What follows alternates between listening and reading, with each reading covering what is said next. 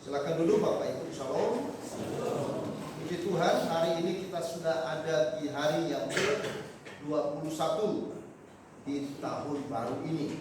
Itu artinya 21 hari kita sudah memasuki tahun yang baru, tahun 2024. Dan kita juga percaya bahwa kasih Tuhan akan tetap menyertai kita sekalian. Nah, saudara, mari kita membaca firman Tuhan di dalam surat Ibrani pasal yang ke-6 ayat yang ke-9 sampai dengan ayat yang ke-11. Ayat ini tidak begitu banyak, karena itu saya mengajak kita untuk membacanya bersama-sama. Ibrani pasal yang ke-6 ayat 9 sampai dengan ayat yang ke-11. Ibrani pasal yang ke-6 ayat 9 sampai ayat yang ke-11. Mari kita baca bersama-sama. 1, 2, 3. Tetapi hai saudara-saudaraku yang kekasih, sekalipun kami berkata demikian tentang kamu, kami yakin bahwa kamu memiliki sesuatu yang lebih baik, yang mengandung keselamatan. Sebab Allah bukan tidak adil, sehingga ia lupa akan pekerjaanmu dan kasihmu yang kamu tunjukkan terhadap namanya oleh pelayanan kamu kepada orang-orang kudus yang masih kamu lakukan sampai sekarang.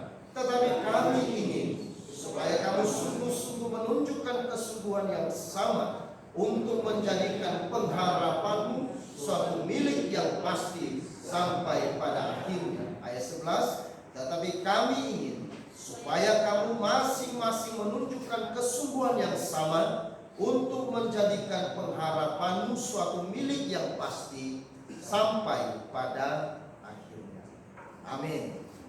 Berbahagialah kita saudara-saudara yang telah membaca firman Tuhan ini, dan kita adalah orang yang lebih berbahagia yang percaya dan melakukan firman Tuhan. Saudara-saudara, ada satu cerita di Cina, yaitu di mana ada sebuah panti asuhan yang dikelola oleh misionaris ya di Cina. Nah, saudara, Cina waktu itu adalah satu negara yang juga sangat sulit, sangat miskin, saudara-saudara. Meskipun hari ini Cina adalah satu negara yang punya ekonomi yang besar, yang setara dengan Amerika, tetapi saudara, beberapa puluh tahun yang lalu Cina ini pernah menjadi negara yang miskin, negara yang sangat susah sekali.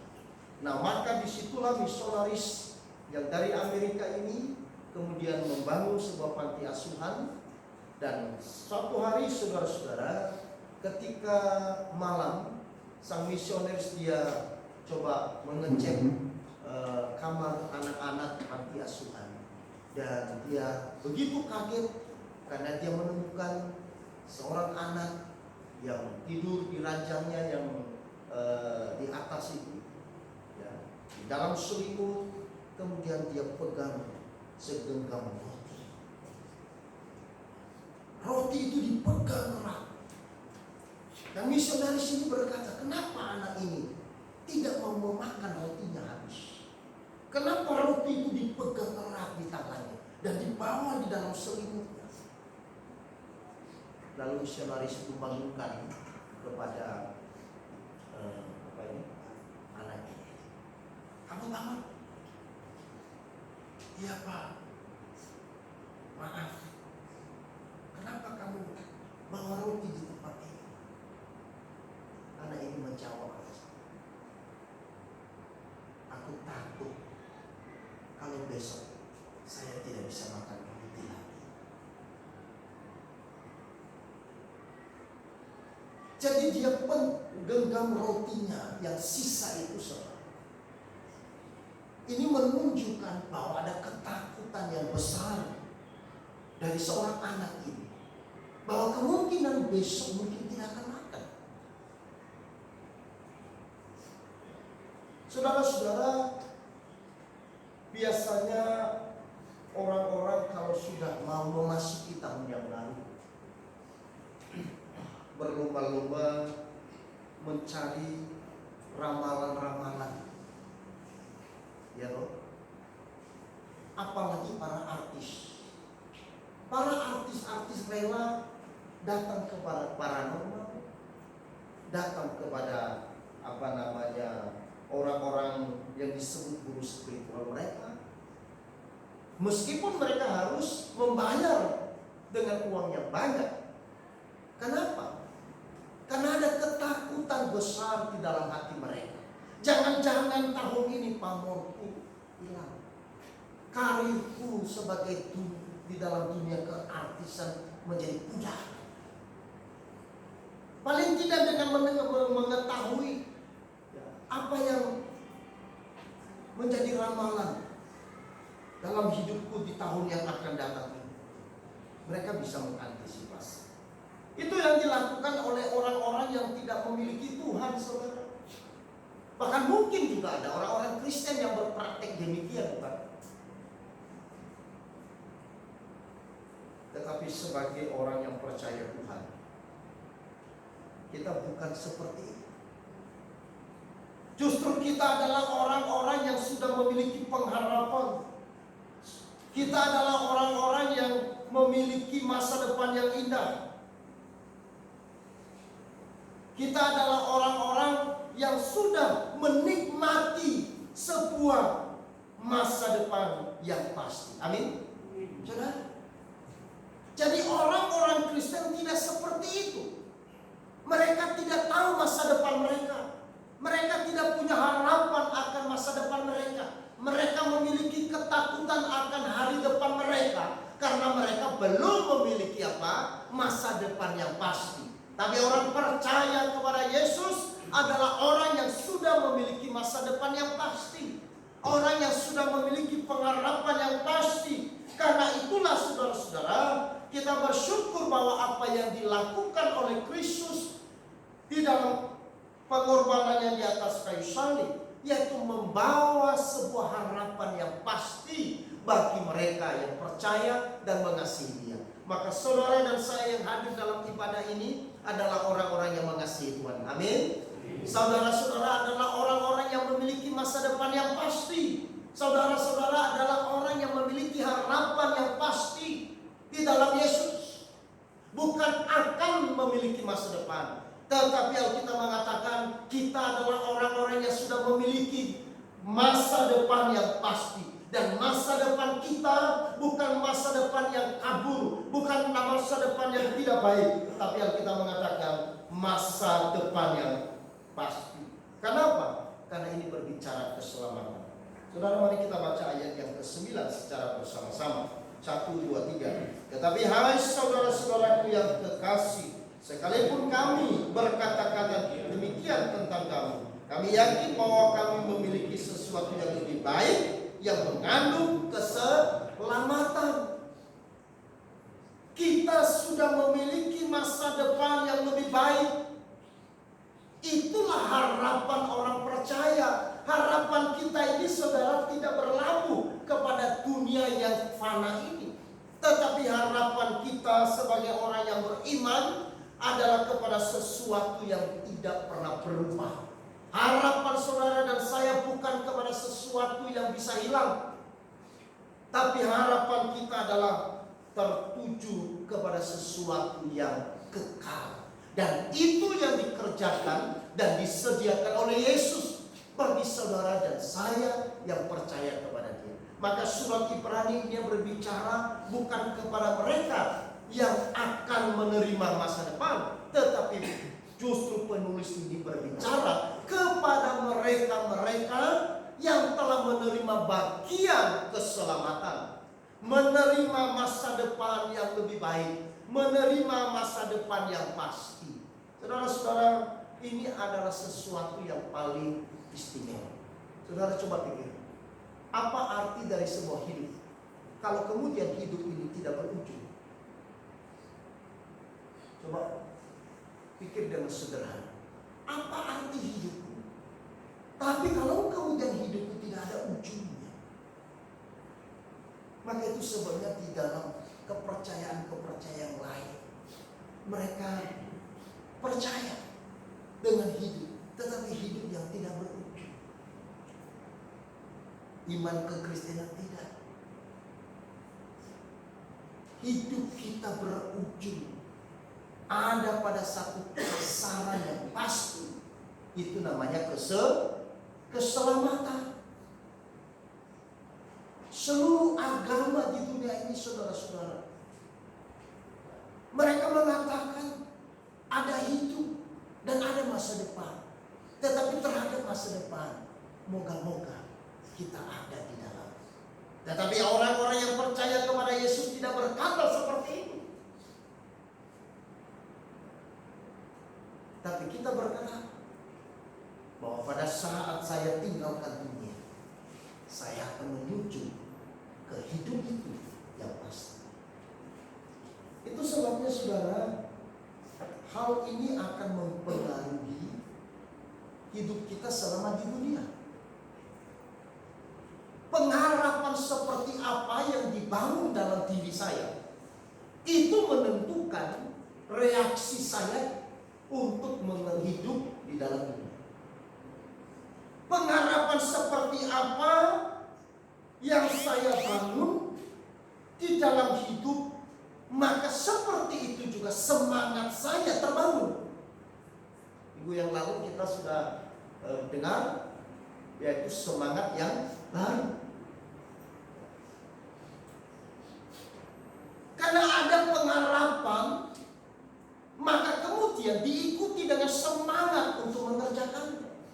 Tetapi pengharapan yang palsu, pengharapan yang tidak ada ujungnya, pengharapan yang semu, maka saudara-saudara, ini juga akan mempengaruhi semangat di dalam mengerjakan. Pak Nyoman, mudah-mudahan di bawah tanah ini ada emas. Yang benar Pak, mudah-mudahan. Maka kemudian Pak Nyoman, dia pulang ke rumah, dia ambil alat-alat, kemudian dia ngebor, dia pakai dan sebagainya. Mungkin seperti itu.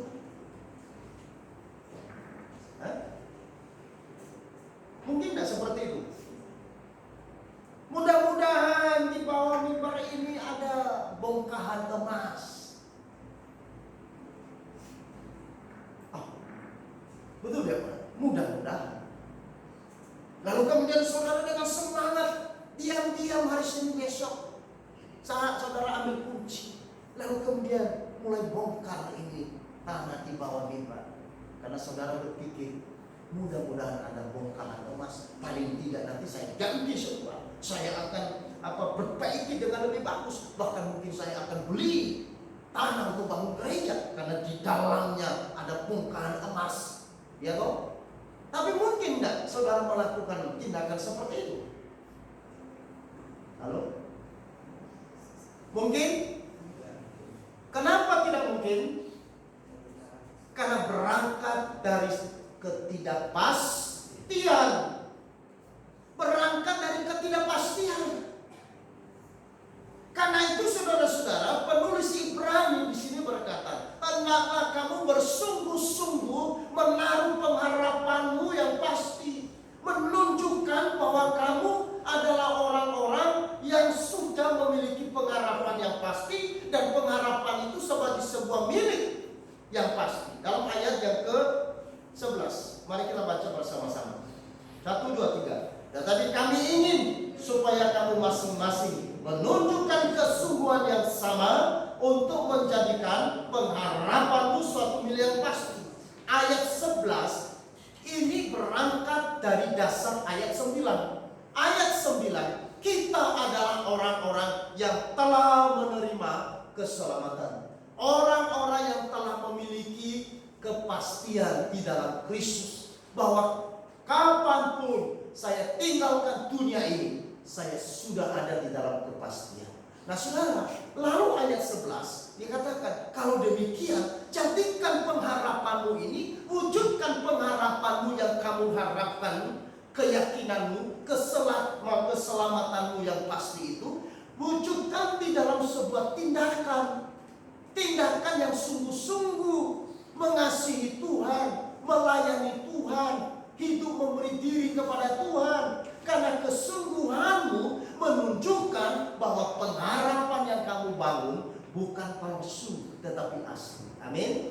Saudara-saudara, lain hal kalau kemudian saya berkata, Pak Nyoman, sorry saya pakai Pak Nyoman, dari hasil penelitian, Pak.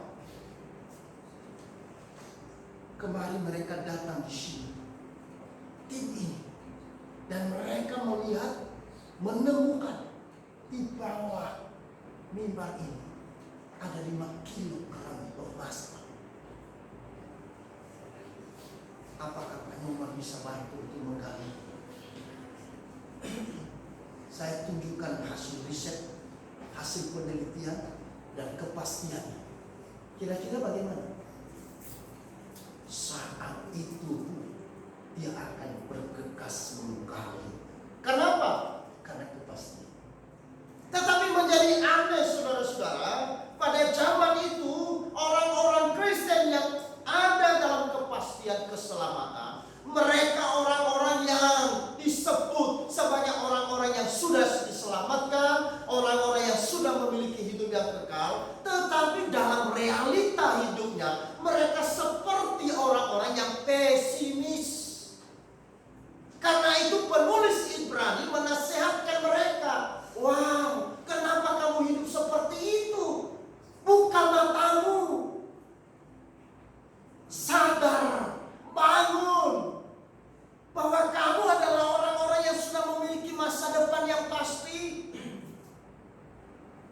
Tidak seperti orang-orang yang tidak percaya, tidak seperti orang-orang dunia, karena mereka menaruh pengharapan mereka kepada hal yang palsu, kepada hal yang fana, kepada hal yang sia-sia, kepada hal yang sementara. Tetapi engkau telah memiliki keselamatan itu. Masa depan itu sudah ada di dalam hidupmu, dan itu sudah dijaminkan bagimu oleh Tuhan.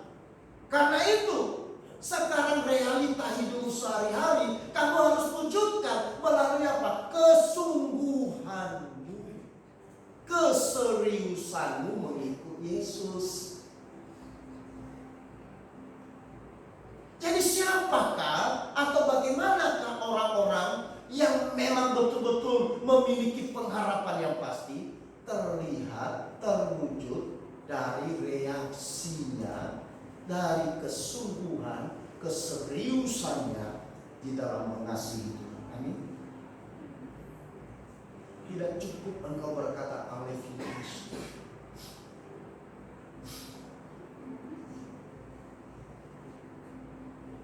Tidak cukup engkau hanya menangis dan meneteskan air matamu.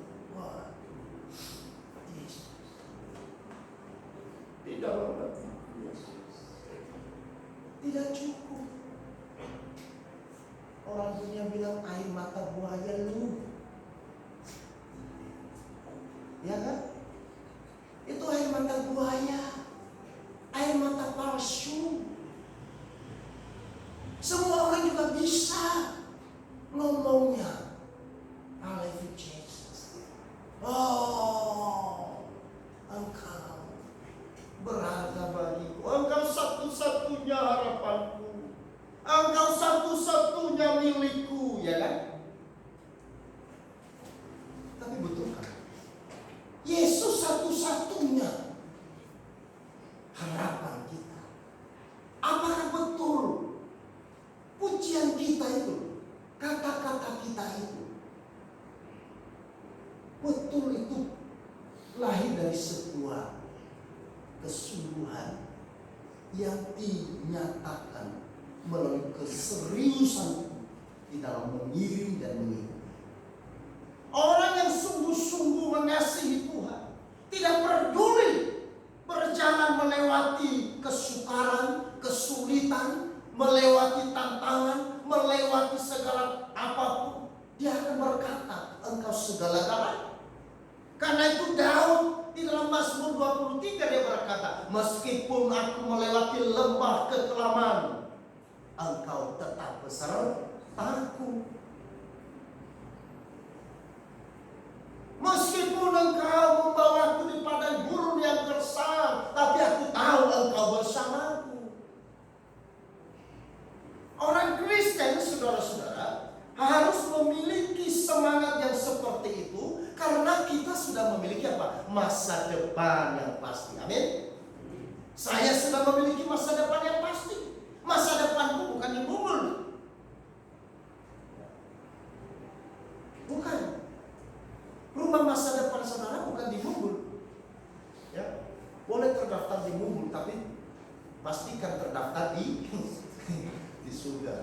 Ya, kemarin Pak Diakonia bilang boleh terdaftar dulu. Memang harus juga. Ya, yang belum mendaftar, daftarkan juga supaya tidak merepoti diakonia juga kan? Ya, itu boleh. Ya. Karena kita juga tidak tega saudara ya, kita apa namanya? Orangnya kalau sudah mati sih tidak peduli mau diapain. Tapi keluarga, saudara itu bagaimana? Nah makanya itu daftar juga dimundur supaya tidak merepoti. Ya kan gitu. Tapi yang paling pentingnya itu adalah terdaftar di rumah masa depan di surga. Amin. Namaku terdaftar. Namaku terdaftar. Dari malam saya khutbah di ibadah syukur, saya katakan nama itu penting sekali. Pemberian nama bagi seseorang itu paling penting. Tetapi pastikan bahwa nama kita bukan saja hanya dikenal oleh orang lain. Pastikan bahwa nama kita bukan hanya sebuah nama di mana identitas kita bisa diketahui oleh orang lain.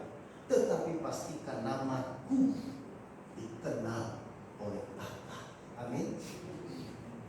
Dipanggil oleh Bapa.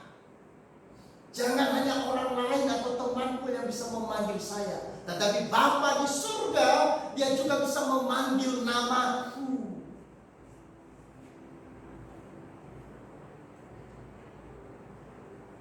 Jangan sampai nama kita tidak terpanggil. Meskipun saudara bawa kuntasi mundur, Pak, sudah terdaftar di mundur. Malaikat bilang, no. Saudara-saudara, kenapa kita harus membangun sebuah harapan yang pasti, dan kenapa kita harus membangun sebuah rasa optimis dan keseriusan, kesungguhan di dalam mengiring Tuhan, melayani Tuhan, mencintai Tuhan? Kenapa kita harus? Karena sudah memiliki. Alasan yang lain saudara, kenapa kita terus harus membangun sebuah pengharapan yang pasti itu dalam semangat yang serius, dalam semangat yang sungguh-sungguh, dalam semangat yang bergairah-gairah. Karena apa? Karena janjinya. Amin. Karena janjinya. Janjinya adalah janji yang pasti, bukan janji yang palsu. Tuhan tidak seperti pemberi harapan palsu. Manusia boleh mem-PHP saudara, tetapi Tuhan tidak pernah mem-PHP. Tetapi Tuhan adalah PHA, pemberi harapan pasti. Dan ini terbukti dalam sejarah dunia. Bagaimana kesetiaan Tuhan, bagaimana janjinya memelihara ciptaannya. Sejak dari Allah mencipta dunia, di dalam janjinya maka yang memelihara dunia. Di dalam janjinya yang memelihara manusia. Meskipun kita lihat dalam sejarah manusia, ada satu kali manusia di bumi dihanguskan oleh Tuhan, tapi janjinya tidak pernah berubah. Sehingga itu pun Dia pelihara satu keluarga yang namanya Nuh. Nah kemudian dari keluarga Nuh yang 8 orang, lalu kemudian muncullah kita ini. Ini adalah bagian dari janji Tuhan. Ketika Adam dan Hawa jatuh dalam dosa, maka manusia mati. Manusia hilang keselamatan, hilang kemuliaan, hilang hubungannya dengan Tuhan. Tapi Tuhan berjanji, Aku akan menyediakan seorang yang akan meremukkan kepala si ular, merebutmu dari kuasa iblis, dan memberi engkau keselamatan melalui keturunan perempuan. Yaitu siapa? Yesus. Digenapi. Meskipun saudara penggenapannya bukan sesaat, bukan secara instan, tetapi penggenapan yang berlangsung berabad-abad, beribu-ribu tahun, lalu penggenapan itu kemudian terjadi. janji Tuhan tidak pernah tidak digenapi. Waktu Tuhan berjanji kepada Abraham terhadap janjinya dia sudah mulai lemas. Tuhan ini janji-janji doang. Bagaimana tidak? Hampir 25 tahun, betul ya? Dia menunggu janji itu. Coba kalau misalkan ada laki-laki berjanji sama cewek, "Neng, aku akan nikahi kamu." Lalu kemudian ditunggu 5 tahun. Aduh Adam, kita sudah bertambah 5 tahun Bang. 5 tahun lagi sudah bertambah jadi 10 tahun. 25 tahun. Apa mudah bagi seorang cewek meyakini bahwa itu janji yang pasti? Apa ini abang tunggu semua gigi ular lepas dulu baru dia datang? Itulah sebabnya kemudian di dalam penantian itu Abraham dan Sarah mulai tergoncang. Oh, masa sih? Kok janji yang begitu lama? Saudara Abraham.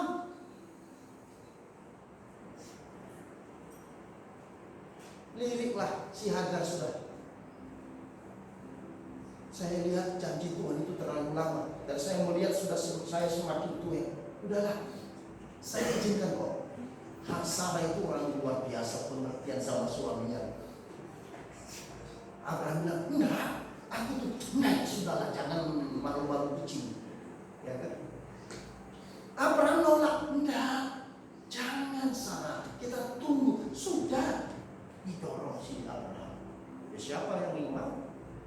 Abraham masuk kamar. Kenapa saudara? Karena mereka tergoncang terhadap janji Tuhan. Tapi saya mau katakan, apakah janji Tuhan berubah? Tidak. Apakah janji Tuhan tidak tergenapi? Tidak. Apakah janji Tuhan kemudian di-cancel karena perilaku daripada Abraham yang kemudian tidak setia? Tidak. Kesetiaan Tuhan tidak pernah dipengaruhi oleh ketidaksetiaan saudara dan saya. Itulah janji Tuhan. Berbeda dengan kita. Kalau engkau baik, pada suatu hari engkau tidak baik. Halo, baik. Tetapi kamu sudah janji loh bro. Itu kemarin bro. Hari ini enggak. Kenapa? Karena dia berubah. Betul enggak? Betul? Janji kita berubah, janji kita cancel karena seiring dengan perubahan orang. Tetapi janji Tuhan tidak. Meskipun manusia memberontak, meskipun manusia menolak dia, janji itu tidak digenapi. Janji keselamatan melalui lahirnya Yesus Kristus itu dinubuatkan beribu-ribu tahun sebelumnya, digenapi, dan kepada manusia yang diberi karunia itu pun justru mereka menolak. Tetapi Tuhan tidak meng-cancel, dia tetap menggenapi. Itulah janji. Karena itu saudara, kenapa kita harus hidup dalam kesungguhan, keseriusan sebagai orang Kristen? Jangan setengah-setengah. Melayani Tuhan serius, jangan separuh-paruh, setengah-setengah. Mencintai Tuhan jangan cinta setengah. Tuhan tidak mau menerima cinta yang setengah. Dia mau menerima cinta yang seutuhnya. Meskipun dia tahu bahwa di dalam kita mencintai, kita tidak mungkin sempurna. Tidak mungkin sempurna. Tetapi hati kita yang utuh, itu yang diperkenan. Saudara-saudara. Yang kedua, kenapa kita harus hidup dalam kesungguhan dan keseriusan sebagai orang-orang yang telah memiliki pengharapan yang pasti? Karena rancangannya. Yeremia 29 ayat yang ke-11 tadi, coba taruh di atas itu. Mari kita baca saudara-saudara. Yeremia pasal 29 ayat yang ke-11. Sebab aku ini mengetahui rancangan-rancangan apa yang ada padaku mengenai kamu. Demikianlah firman Tuhan, yaitu apa? Rancangan damai sejahtera dan bukan rancangan kecelakaan, untuk memberikan kepadamu hari depan yang penuh harapan. Tuhan memberikan damai sejahtera pada hari depan yang penuh pengharapan, bukan rancangan kecelakaan. Rancangan Tuhan indah dan sempurna saudara dan saya. Meskipun saudara kita harus akui, tidak semua rancangan Tuhan itu dibuka secara nyata kepada saudara. Ada hal-hal yang masih dirancang oleh Tuhan, dan ada hal-hal yang menjadi misteri yang kita sendiri kita tidak tahu. Tetapi saudara, yang pasti bahwa rancangan itu adalah damai sejahtera. Karena itu saudara-saudara, saya dalam hidup hari ini, saya harus sungguh-sungguh. Karena saya adalah orang yang sudah memiliki masa depan, sudah memiliki kepastian keselamatan. Karena itu saya hidup tidak suam kuku, tidak panas dan dingin. Tapi saya harus menjadi orang yang rohnya menyala-nyala. Amin. Karena itu mari saudara, di dalam kita membangun kehidupan ke depan, kita baru masuk 21 hari. Bangunlah hidup kita, bangunlah iman kita. Kalau selama ini tahun yang lalu ada hal-hal yang kurang, ya kita masih Senin Kamis dalam beribadah, Senin Kamis berdoa, Senin Kamis baca firman Tuhan. Mari ambil sebuah komitmen, ambil sebuah resolusi, ketetapan hati. Tuhan, aku mau hidup sungguh-sungguh mencintai, memberi diriku. Waktu saudara bicara kepada seseorang, aku cinta kamu, apakah orang itu langsung ya terima kasih? Dia akan tanya, cintamu seserius apa? Cintamu sesungguhnya seperti apa? Betul nggak? Cewek tidak gampang gitu. Dia senang sih karena yang kau bawa bunga mawar dan disemprot dengan parfum yang mahal.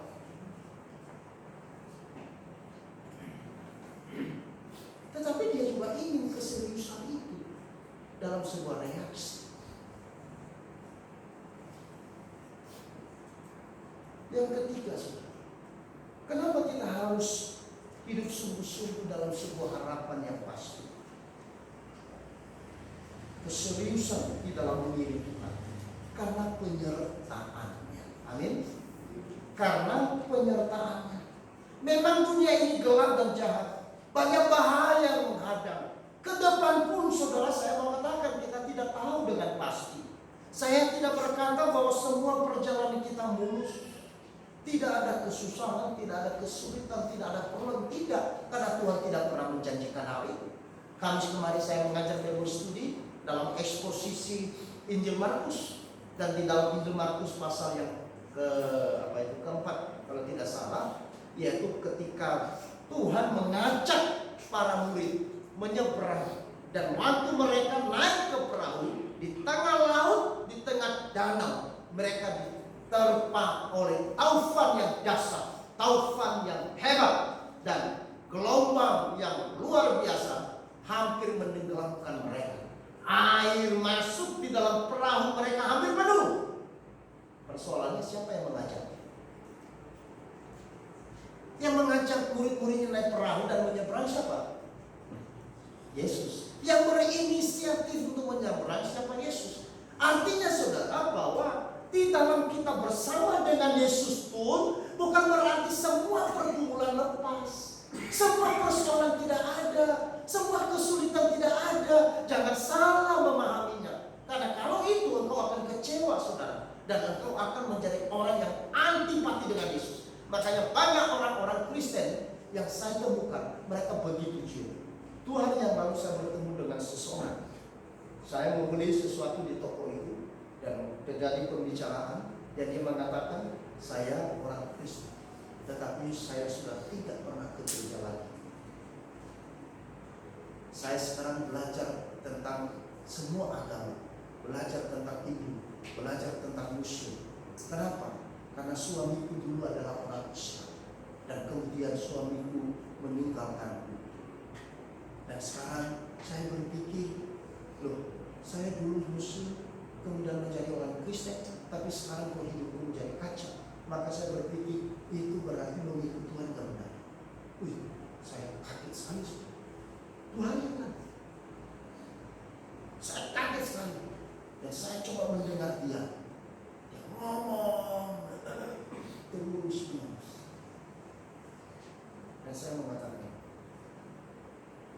Apakah ibu pernah melihat langit selalu biru?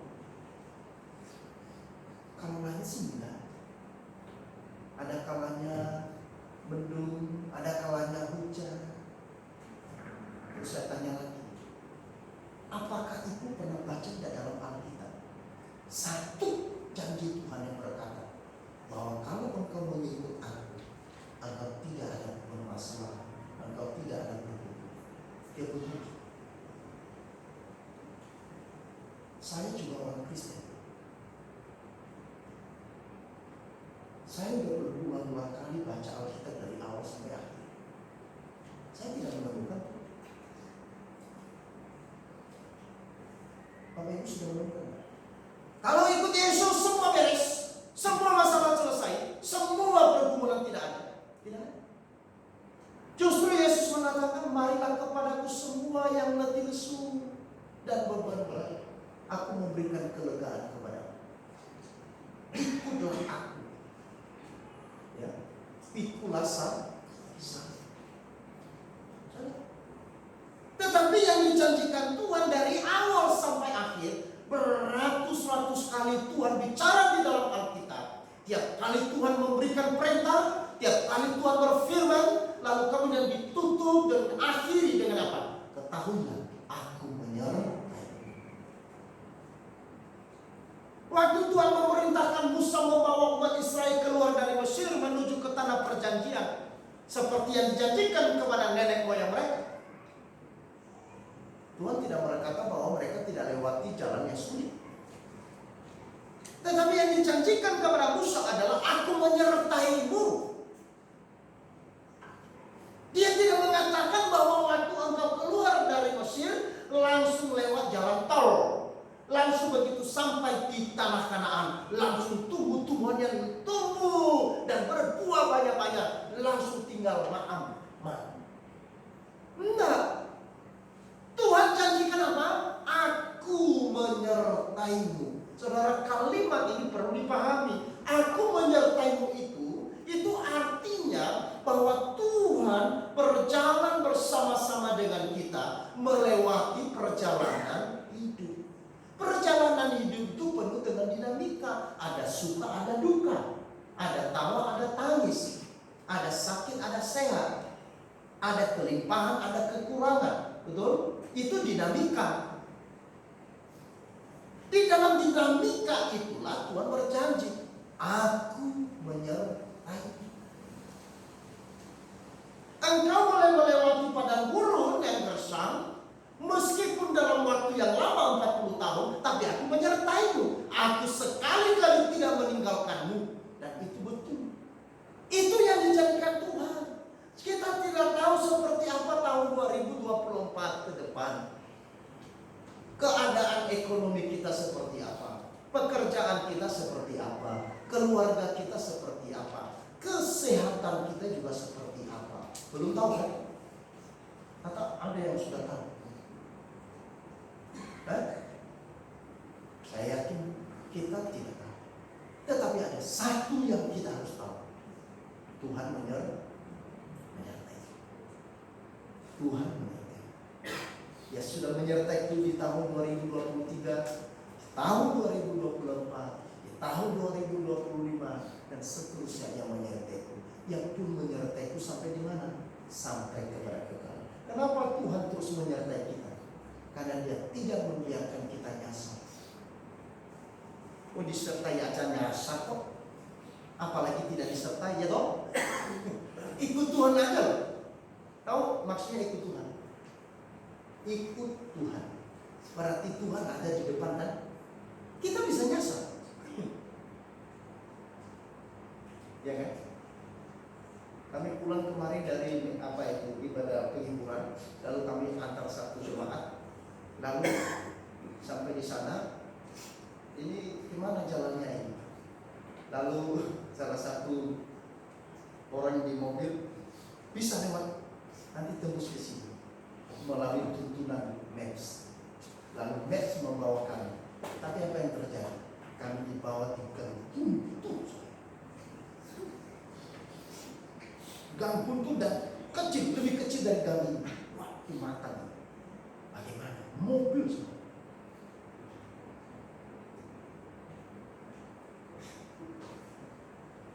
Maju kena, mundur kena. Tapi puji Tuhan, akhirnya ada tanah yang sedikit kosong, tapi udah dipagar. Tapi anak-anak inisiatif lepaskan talinya, karena tidak ada solusi lain. Karena nggak bisa mobil ini keluar, nggak bisa lagi. Udah mentok saudara. Dan motor juga lewat terus. Akhirnya pagar itu dibuka, untuk nggak ada pemilik. Nah kita putar di sini. Itu mobil kan bukan portelnya. Ya, saya juga lagi bantu. Itu mutarnya itu kayak muter truk. Ya, olahraga juga. Ini tuntunan maps. Kadang-kadang maps itu bisa salah, ya kan? Tapi kalau tuntunan Tuhan tidak pernah salah, tidak pernah salah. Nah karena itu saudara-saudara, mari kita sebagai orang-orang yang telah dikasihi Tuhan, kita membangun diri kita dengan sungguh-sungguh sebagai orang yang telah memiliki pengharapan yang pasti melalui hidup kita di dalam menggunakan waktu. Mari kita gunakan waktu ini sebagai sebuah kesempatan untuk hidup mengasihi Tuhan dan mengasihi sesama, dan hidup dengan sungguh-sungguh melayani Tuhan dan melayani kepada sesama. Lakukan yang bisa kita lakukan. Ketahui Tuhan menyertai kita. Bapa di surga, terima kasih untuk firman-Mu yang sudah berbicara kepada kami.